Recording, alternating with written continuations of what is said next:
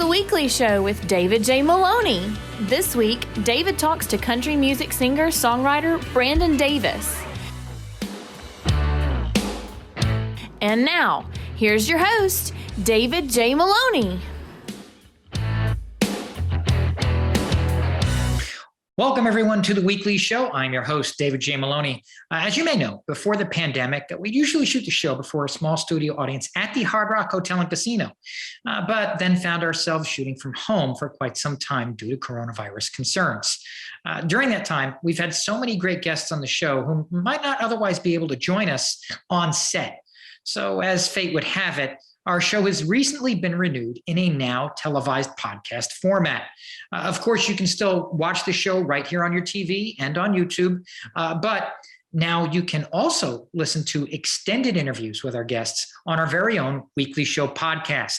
Please go to our social media platforms for more information. So on tonight's show, we've got a really special guest. His career took off after his wife posted a video of him imitating different country singers on TikTok. And since then, he's amassed millions of views on the videos and thousands of followers are now streaming his music.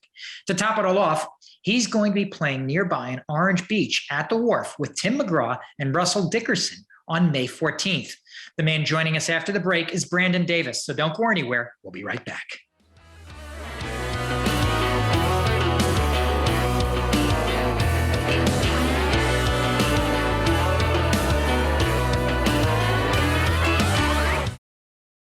Our featured guest tonight is one of country's music rising stars with a killer voice and a social media fandom that has exploded in the past 2 years. The now famous video of him imitating different famous country artists went viral. And since then, he and his wife have amassed millions of views and followers across their social media. To top it all off, he will be nearby in Orange Beach on May 14 to play at the Wharf with none other than Tim McGraw and Russell Dickerson. Here to talk about his incredible story and his music is Brandon Davis. Brandon, welcome to the show. Man, thank you for having me on. I really appreciate it. Before this interview, we were talking a little bit about the fact that we're based here in Mobile, Alabama, and you're going to be playing less than an hour away in Orange Beach in the next couple of months. But researching for this interview, I think it's safe to say that none of this happens without your wife, Destiny. So how did you guys meet? Believe it or not, we met through Facebook. So she came up as people you may know, and I'll just be honest. I thought she was hot. I thought she was beautiful, and I friended her and sent her a message saying, "Hey, how are you?" Just so you truly did slide into her DMs on Facebook, and that's how you guys started talking. Yep, I just wanted to see if I could spark a conversation and it lead to anything, and thankfully, she actually responded. We talked for a few days, and one thing led to another, and I finally convinced her to go out on a date with me. Now, that trick of sliding into somebody's DMs is not supposed to actually work. So if we asked your wife, what do you think she would say about that method and why it somehow worked with you in particular? Because it's not supposed to work. She claims I was cute, but I've seen pictures of me when I first met her, and I don't know if I'd say the same about myself. I definitely I married up. Let's put it that way. I feel like I really married up. Well, and I know you said what attracted you initially to her was, you said, quote, she was hot, and it does always help to be easy on the eye. But we all know there's got to be more to it than that. What eventually hooked you? Well, as soon as I started messaging her, one of the first messages that we started kind of going back and forth about was that she was remodeling her and her mother's rental house that they were moving into. And she was like, "Yeah, I've got all these projects. I'm wanting to do this and this and this," and was kind of giving me a walk down. And I was like, that is awesome. Like, I love doing projects. I love somebody that, really gets into, anything that's hands-on work. And we really kind of bonded over that because that was something to this day, like that. She's always the one that's trying to be creative and create something new. I've always had the engineer brain because that's what I went to school for. And we really work well together when it comes to that. We can butt heads at the same time, but it's something that immediately kind of drew me into her. And then just watching how amazing of a mother she was, because I knew right off the bat there were already two beautiful kids in the picture. And thinking that you're walking into something like that, it's a whole new world. But I don't know, it was weird talking to her I immediately just had no worries or fears about it. It was just, you know what, everything about this just feels right. So that starts this journey. You get married, you do a normal life. Then, if I'm not mistaken, your life almost ends in a head-on collision, right? Yes, sir. What happened and how did that experience change the trajectory of your life? Well, I got hit head on by a distracted driver at a red light, and I had to be rushed to the hospital. It was emergency surgery. It was either, go under and let them do a scope to see what was wrong, or risk going septic from the colon that had ruptured that nobody yet knew about. And whenever I came out and I realized what all they had to do, it was just kind of a shock of like, what in the world really just happened to me? Why did it happen? And why did it happen to me? Of all people, why did I have to go through that? And I couldn't understand that. I didn't know if I'd done something. And all this stuff starts running through your head when you just eventually come to the realization, like, look, it happened. That's just that's what you have to take away, is that it happened. It's not why, but how are you going to come back from this? What does it help you to kind of focus on and have clarity with? And for me, it was realizing the fact that life is really short. Whether anybody likes to think of that as a cliche or, something you hear a lot of people say, it really is. It's short, and we don't realize how small of a time we have to really spend doing what we want to do. And I always tell my kids every day, like, look, you don't have a long time on this earth. So while you're here, chase your dreams, do what you want to do. If you've got goals, go after them. And all the while, I'm telling advice to my children that I'm not following by myself. And that moment was kind of the eye opener. Like, look, you can't keep telling them this, and you're just sitting here, standing still. So we decided it was time to make a change of that. So fast forward a little, and a little app called TikTok comes around. Your wife thinks it could help get your name out there, and she runs up on you in the now famous Jukebox Artist Challenge video. Tell me the story behind that. Well, we had tried the whole, kick the artist thing off the ground and really find a foundation that we could really, kind of spring off of. And we hadn't found that yet. And amidst trying to make that happen, a pandemic hit, and we were all, adjusting to a new world. But her, like everybody else, really took to, hey, look, the only connection I've got with the outside world is connecting to people through my phone and social media. And she found TikTok. And through TikTok, she started seeing different artists promoting music. She thought, I've got an idea. We can do it through this because there's a lot of people getting on here. And I just straight up told her, I was like, nope, it's not for me. Can't do it. Sorry. I've seen ads. It's just that it looks like an app for people that are definitely younger than I am. She's like, you're 26. They're not that much younger than you are. I was like, well, I feel old. I said, look, it's people doing funny stuff and trying to dance. I was like, I got 2 left feet and dad jokes. Nobody wants to see that. And finally, after a little bit of convincing, she said, look, we're driving home from a Dollywood trip on Father's Day, and you have 2.5 hours in the car with me and nowhere to go. So you're going to sing, I'm going to record you. And then what I do with it after that, you'll just have to wait and see. So I did it. We started recording a few videos, and she recorded a couple more when we got home. Kind of shocked me at the fridge. It was like 10 o'clock at night. I think I was in basketball shorts, a cutoff, and my adult league ball cap, just trying to grab a bottle of water before bed. And she comes running up behind me, hollering for me to sing, saying, baby, baby, baby, do Brad Paisley, do Chris Stapleton. And I just pretty much said, okay, well, this is what she's asking, so give her what she's asking for. And tried my best to sing whatever song came to mind for each artist. And the next day she said, look, I did something.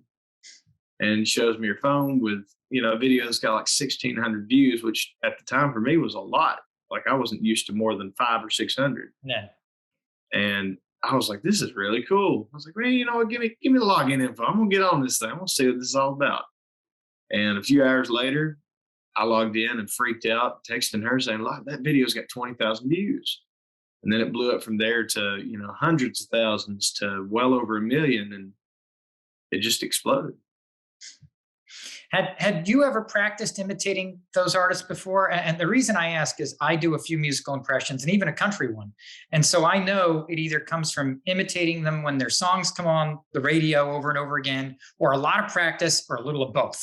Had you ever practiced imitating them before? Well, I mean, when it comes to imitation, all I try to do is hear in my head what the song was supposed to sound like. And it sounds weird, but just try to, it's almost like trying to make a face, except you're doing it with your voice instead. And I had a little bit of practice with like some Brad Paisley stuff and a little bit of Chris Stapleton. We had a opera house out here in Birchwood, Tennessee, and people wanted to hear those covers, but my dad said they're coming here to hear exactly what they heard on the radio. So we're going to sing it like it's on the radio. So that's what we tried to do. If we were singing a Brad Paisley song, we did it like Brad Paisley. Same with George Jones and so on.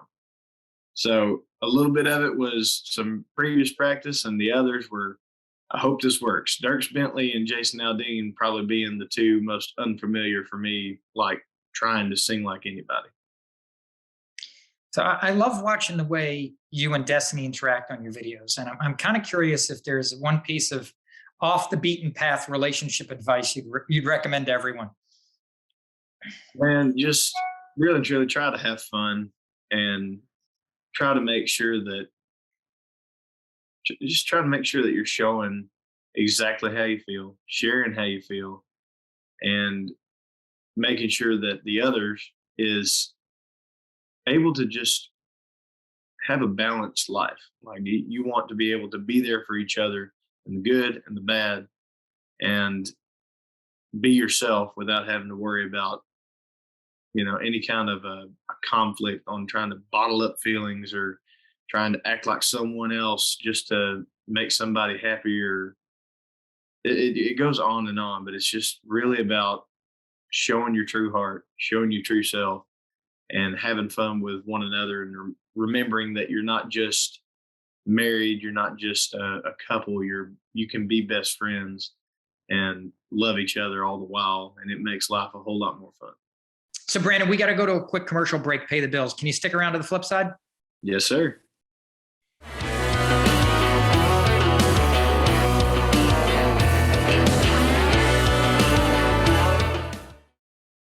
Moving forward, you wrote a song titled Destiny, and aside from it being your wife's name, it seems so perfect on so many levels when you think about your story and how you've come to be a successful artist.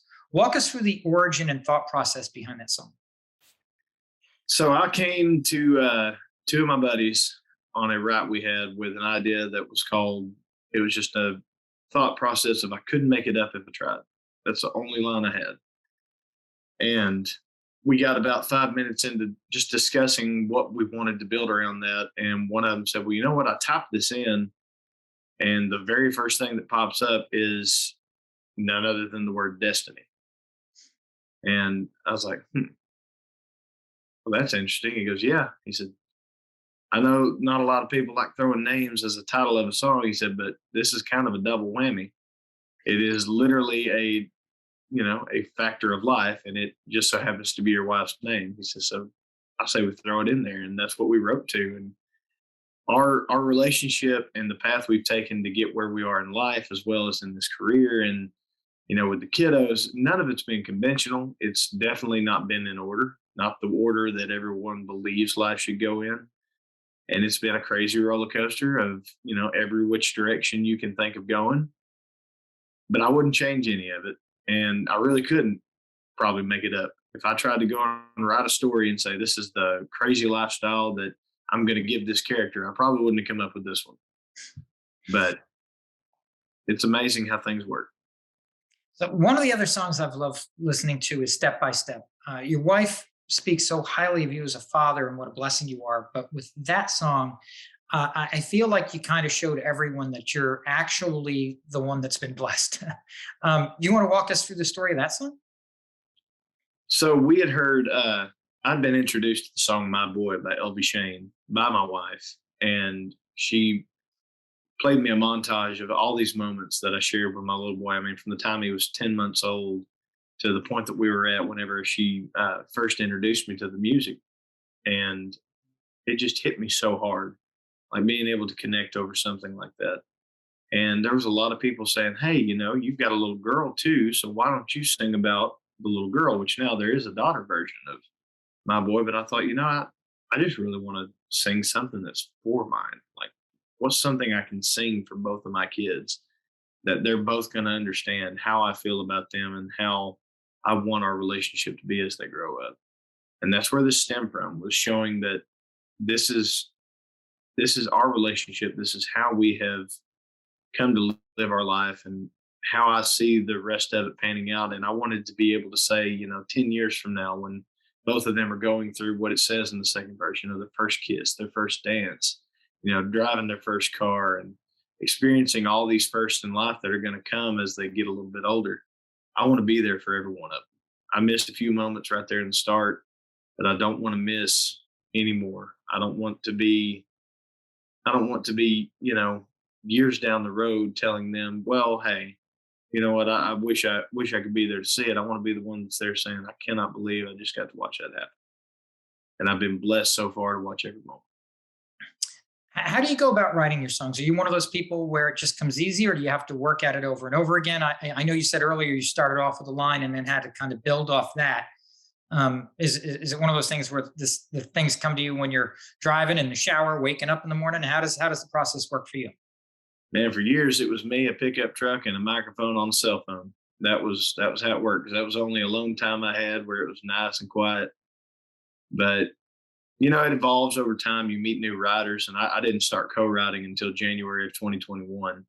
For years, I'd wrote by myself, and finally, I guess my mind just kind of got open to a lot of different ways of thinking, because you get to see how other writers use their process, and it evolves with each one. But it goes kind of both ways. Sometimes you get an idea and it hits you, and you know everything you want to say about it. It's immediately popping right to your head. You ain't got to wait on nothing. And you fly through that thing just saying, you know what? I don't want to change nothing. This is exactly what I want to write. Boom, there it is. And then other times it is such a good idea that you want to really think about everything you build around. And it takes some time to, find the right melody or find the right lyrics that really drive home your hook. And it's really about how the subject matter's hitting you, and what is really driving your mind that day. Is it something that you're so passionate about that you can't help but let it just flow out immediately, or is it something you're so passionate about that you want to be timed, or you want to be slowing down the time and really picking apart every detail? So our local audience is going to be hearing a lot about you in the next coming days and weeks as we gear up for the show in Orange Beach with Tim McGraw. Take us to the day you got the phone call from Tim that ultimately, I guess, in some ways changed your life. How did all that come about? Well, it came from a TikTok, believe it or not. The day that I first got introduced to what all they were doing, my wife was scrolling through TikTok and found duets that Tim McGraw had been posting on the app. And she ran up to me and said, "Hey, here, grab this headphone and sing this song." I turned around and looked, and it was Tim on there getting ready to sing something like that, which I called the barbecue stain song, since I was, Lord knows how little, riding around with my mama. And I immediately knew what I wanted, what the words were. I was grooving with it, feeling good. And somehow that video just popped off and went viral. And come Labor Day, she was down there fixing burgers, I believe, and she scrolled through social media and found out that Tim McGraw had shared our video to hit all his feeds. And now I'm freaking out, because not only did we have a video go viral with Tim McGraw that he commented on, now he's sharing it to his social media. So to me, this was like, as far as I'm concerned, this is making it. The man himself's putting me on his stuff. I'll take that any day of the week. And all of a sudden, his team started showing up to any live show I would play out in Nashville, and they were talking with me and my wife, and apparently more so to her than myself, because she is my manager. And they started setting up a date and a time to kind of get a phone call together, unbeknownst to me. And next thing I know, I'm in the middle of a write one night and get a phone call run over and try to make sure I get on it and answer as quick as possible, because I've been told, hey, if you get a call from this number, make sure you pick up. Whatever you do not answer the phone. So I run over and grab it, and it's the man himself, Tim McGraw. And I was speechless. Couldn't find the words to express how, number one, grateful I was for getting the call. And then number two, when he says, hey, do you want to go on tour? I could have jumped through the roof, man. So to wrap this up, you're obviously incredibly talented. You'll be in Orange Beach, Alabama at the Wharf Amphitheater with Tim McGraw and Russell Dickerson on May 14th. And we pretty much have your wife to thank for everything. Does that pretty much sum it up? There you go. I think it's it in a nutshell. So are there any new songs or things we should be on the lookout for? Well, we have got an entire album of really great songs that I feel like are expressive in several different ways, between love and, feel good and a little bit of party. And it's a special work of art that I've had some really great writers come together on, some very creative producers that jumped on board, and one that I'm hoping hoping everybody's loving on this tour. And for the people who are just learning about you through my show, because I'm sure your people already know where to find you on social media, but for the people who are just learning about you through this show today, where can they go on social media to follow you guys? Well, we're on Facebook, TikTok, Instagram, YouTube, and Twitter. And in fact, I got to remember Twitter. Never can remember my Twitter ID. But if you want to find us on Facebook or YouTube, just search for Brandon Davis. If you go to Instagram and TikTok, you can find us at Brandon Davis_music. And for all your Twitter needs, for the poor little Twitter we got, is at Brandon Davis_BD. Brandon, thank you so much for joining us. Hey, thank you for having me. Ladies and gentlemen, Brandon Davis.